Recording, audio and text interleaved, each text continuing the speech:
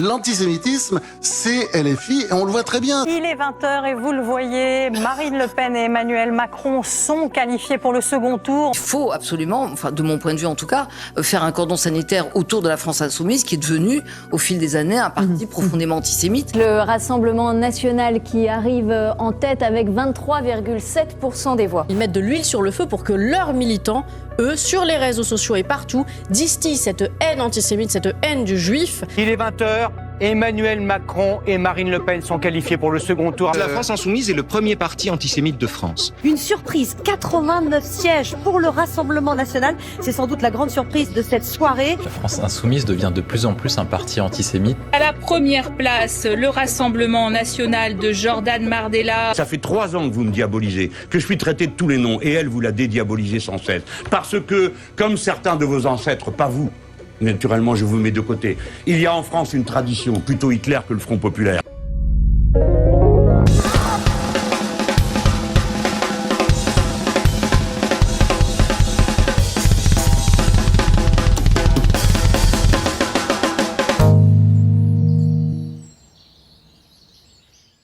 En 2017, il y a 7 ans, Emmanuel Macron a été élu chef de l'État français parce que des millions d'électeurs et électrices de gauche ont voté pour lui au second tour de l'élection présidentielle afin d'empêcher la victoire de Marine Le Pen, candidate du Front National. Je veux avoir un mot pour les Français qui ont voté simplement pour défendre la République.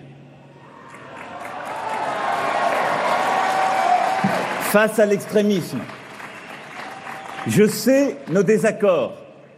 Je les respecterai. Dans les minutes qui ont suivi son élection, le nouveau président a alors pris l'engagement qu'il tiendrait compte de ce vote et il a promis, je cite, de défendre et de protéger la République contre l'extrême droite. Je serai fidèle à cet engagement pris. Je protégerai la République. Le même scénario s'est reproduit à l'identique 5 ans plus tard, en 2022. De nouveau, et en dépit de la profonde aversion que leur inspirait à ce moment-là ce personnage dont ils avaient pu prendre la mesure pendant son premier quinquennat, des millions d'électeurs et électrices de gauche ont voté pour Macron au second tour de l'élection présidentielle, parce que c'était encore une fois le seul et unique moyen d'empêcher la victoire de la candidate du Rassemblement national, puisque tel est depuis 2018 le nouveau nom de ce parti. Et de nouveau, le président, répétant son serment de 2017, a promis à ces millions de citoyens et citoyennes qu'il ferait barrage aux idées de l'extrême droite. Je sais aussi que nombre de nos compatriotes ont voté ce jour pour moi, non pour soutenir les idées que je porte, mais pour faire barrage à celles de l'extrême droite. Et je veux ici les remercier et leur dire que j'ai conscience que ce vote m'oblige. Mais bien sûr, Emmanuel Macron, qui a fait du mensonge une espèce de discipline de vie à part entière, n'a jamais tenu cette promesse. Tout au contraire, il n'a cessé, tout au long de son règne, comme on l'a déjà plusieurs fois constaté dans cette chronique, de faciliter la progression de l'extrême droite. Nous connaissons le résultat tout à fait logique et tout à fait prévisible de ce reniement. Aux élections législatives du mois de juin 2022, le Rassemblement national a remporté 50 ans après sa fondation, la plus grande victoire électorale de son histoire, qui lui a permis d'envoyer 88 députés à l'Assemblée nationale, où les macronistes se sont empressés de leur offrir 2 vice-présidences. Il a décidé d'envoyer un très puissant groupe parlementaire de députés Rassemblement national à l'Assemblée.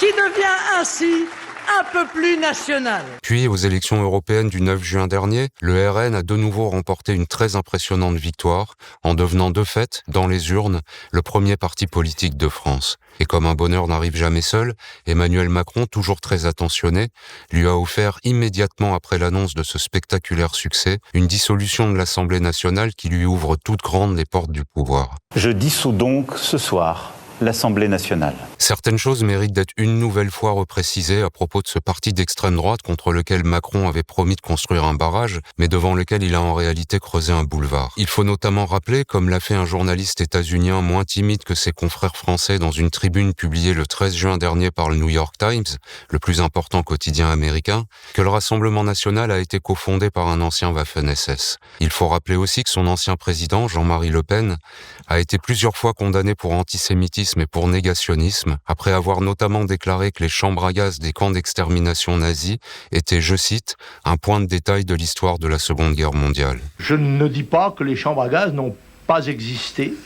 Je n'ai pas pu moi-même en voir, je n'ai pas étudié spécialement la question, mais je crois que c'est un point de détail de l'histoire de la Deuxième Guerre mondiale. Est-ce que, lorsque vous avez parlé de point de détail, vous avez regretté à un moment donné ou à un autre? Pas du tout. À aucun moment. À aucun moment. Ce que j'ai dit correspondait à ma pensée. Pourtant, au mois de novembre 2023, l'actuel président du Rassemblement national, Jordan Bardella, continuait à considérer que Jean-Marie Le Pen n'était pas antisémite. Il s'est finalement ravisé et a reconnu le mois dernier qu'il était arrivé que son prédécesseur tienne des propos éminemment antisémites. Jean-Marie Le Pen a été condamné pour antisémitisme. Les propos de Jean-Marie Le Pen étaient des propos éminemment antisémites. Or, très curieusement, les macronistes ne mentionnent jamais cet arrière-plan quelque peu incommodant lorsqu'ils parlent du Rassemblement national. Bien au contraire, au mois de mai dernier, quand son ancienne première ministre, Elisabeth Borne, a osé rappeler publiquement que ce parti était héritier de Pétain, Emmanuel Macron l'a très sèchement réprimandé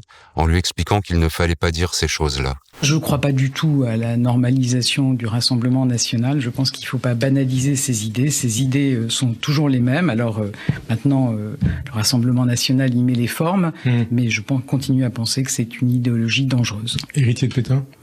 Oui, également héritier de Pétain. Je n'ai jamais entendu Marine Le Pen dénoncer ce qu'ont pu être les positions historiques de son parti, et je pense qu'un changement de nom ne change pas les idées et les racines. Ce refus obstiné de rappeler que le RN a été cofondé par un collaborateur des nazis et que son ancien président a été plusieurs fois condamné pour antisémitisme est en soi très curieux.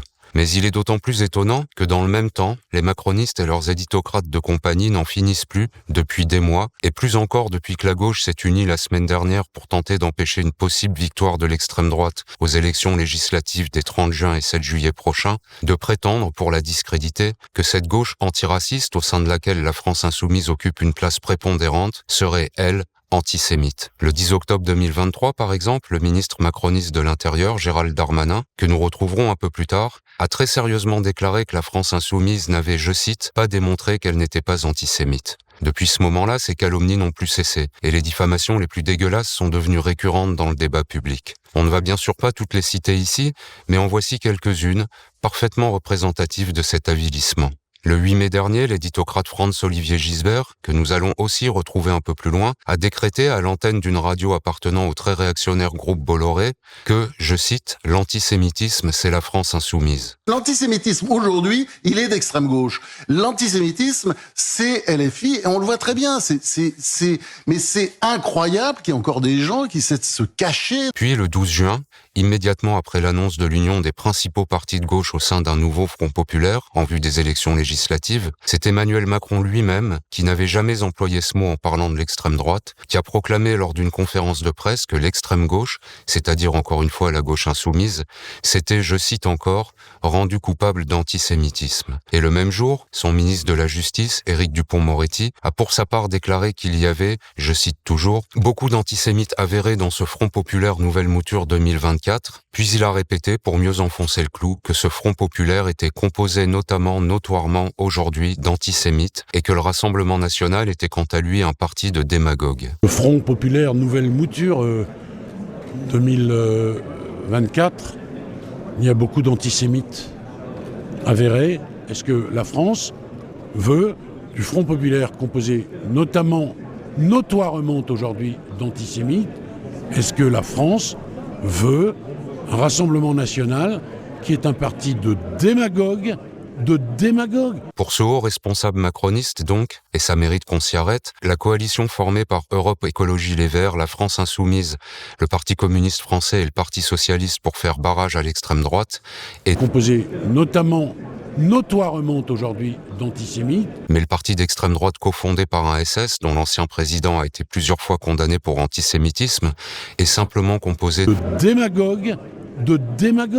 C'est une distinction intéressante pour ce qu'elle révèle de l'imaginaire de ce ministre. Mais ce n'est pas ce qu'il y a de plus intéressant dans sa déclaration. Le plus intéressant est que l'antisémitisme est sévèrement réprimé par la loi française, qui punit par exemple la provocation à la haine ou à la violence raciale ou religieuse d'une peine d'1 an de prison et d'une amende de 45 000 € ou plus. Or, et pour autant qu'on le sache, Éric Dupond-Moretti, ministre de la Justice, n'a engagé aucune procédure contre cette gauche dont il soutient pourtant qu'elle compte beaucoup d'antisémites avérés, c'est-à-dire beaucoup de gens dont l'antisémitisme a selon lui été démontré et qui devraient donc faire l'objet d'une condamnation méritée. L'explication de cette absence de poursuite est toute simple. Rien dans les engagements récents de cette gauche antiraciste ne permet de soutenir qu'elle est antisémite. Et ses représentants, à l'inverse de l'ancien président du Rassemblement national, n'ont jamais été condamnés pour antisémitisme ou pour négationnisme. Mais cette réalité n'empêche aucunement le parti présidentiel de lancer quotidiennement des accusations infamantes, puis de décréter par exemple, après l'avoir enseveli sous ses calomnies et sous ses diffamations, que la France insoumise, pour reprendre les mots employés par Gérald Darmanin au mois d'octobre dernier, n'a pas démontré qu'elle n'était pas antisémite. On aurait toutefois tort de balayer complètement cette dernière affirmation, car elle présente, sous ses dehors un peu râpeux, un intérêt indéniable, qui est qu'on peut la retourner à l'envoyeur et aux accusateurs de la gauche insoumise en particulier et de la gauche française en général.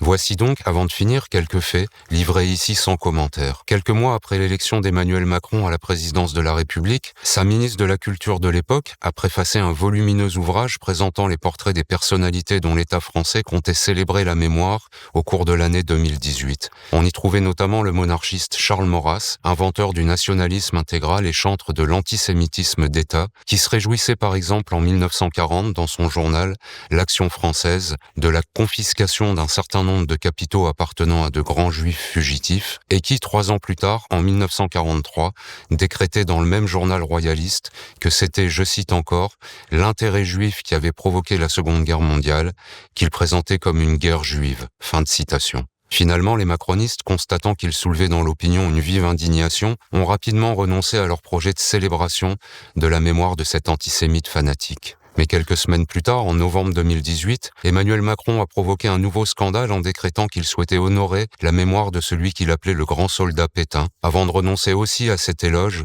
de l'homme qui avait engagé la France dans la voie de la collaboration avec l'Allemagne nazie. Et je ne fais aucun raccourci, mais je n'occulte aucune page de l'histoire. Et Maréchal Pétain a été, pendant la Première Guerre mondiale, aussi un grand soldat. Voilà. La même année, Franz-Olivier Gisbert, l'éditocrate qui décrétait le 8 mai dernier que l'antisémitisme c'est la France insoumise, a écrit dans un éditorial publié le 21 février 2018 par l'hebdomadaire Le Point que l'action française de l'antisémite Charles Maurras ne fut pas globalement rongée par l'antisémitisme. Fin de citation.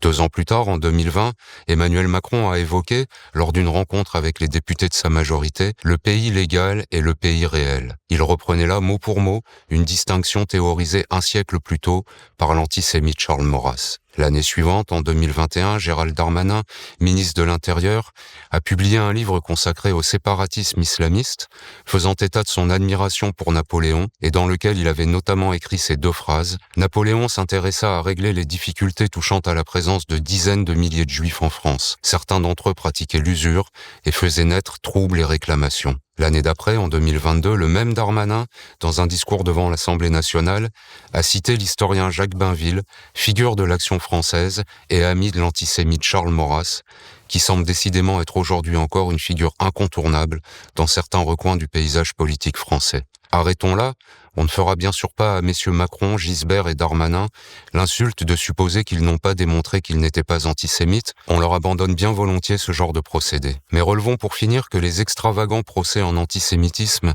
qu'ils intentent jour après jour contre une gauche dont ils ne supportent manifestement pas qu'elle se soit unie contre l'extrême droite raciste, ont pour effet très concret de galvauder le combat contre l'antisémitisme, car à force de prétendre mensongèrement qu'elle serait partout à gauche et de ne jamais rappeler qu'elle existe d'abord à droite, ils banalisent évidemment la haine antisémite. Et les filles qui importent le conflit entre Israël et le Hamas, on le voit bien, pour cliver, pour instrumentaliser les peurs, au mépris de la sécurité aussi de nos concitoyens de confession juive.